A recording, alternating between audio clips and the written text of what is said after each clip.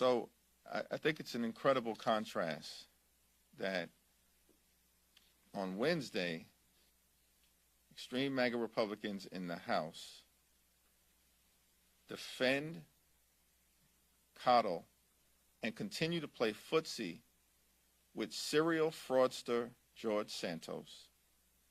And on Thursday, they want to impeach the President of the United States of America, the FBI director who was appointed by a Republican president, and the Homeland Security Secretary. And who is the face of this effort? Marjorie Taylor Greene. House Republicans have increasingly become the party of Donald Trump, Marjorie Taylor Greene, and George Santos. That is a very sad state of affairs. Last question. You met yesterday with Governor Hakeem Jeffries, which is obviously advocating for assistance for New York. Do you have any sense of how realistic it is to expect the Congress would actually step forward with any of that, and what avenue would that take? And if you'll allow me a second question about the man on the billboard beside you, what is the path forward now that this has been sent to the Ethics Committee? Well, it was a very positive conversation that I had with Governor Hochul. Many of us within the New York delegation are concerned with the growing dynamics in terms of the situation that we confront in New York.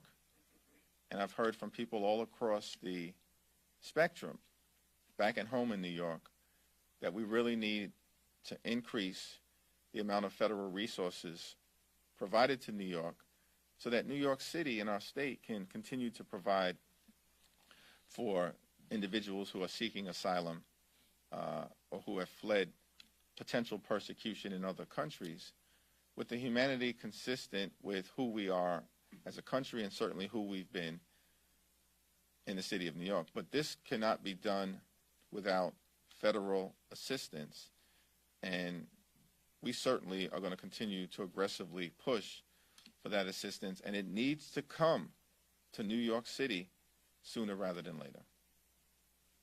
You had a question about Santos? Next steps now that the ethics has been referred to the Ethics Committee. Is there anything else you can do on the House floor? This is what is so cynical about the extreme MAGA Republican effort to shield a serial fraudster from accountability. All Democrats asked for was an up or down vote. But they didn't even want to provide the voters of the 3rd Congressional District in New York, the voters across America, with an up or down vote. The Ethics Committee has had the George Santos matter for months. Months. So what are you referring to the Ethics Committee? It's already before the Ethics Committee. This was an effort to bury accountability for a serial fraudster. Why? Perhaps it's because extreme MAGA Republicans actually need George Santos's vote. He is critical to their ability to govern. George Santos was the deciding vote in passing the Default on America Act. The deciding vote.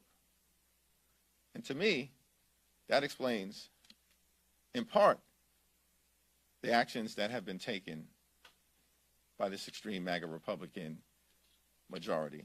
Moving forward, we'll continue to explore ways for this egregious, extraordinary situation represented by George Santos's continued presence in the Congress to be dealt with the accountability that the voters of the 3rd Congressional District in New York are demanding and that the American people are demanding.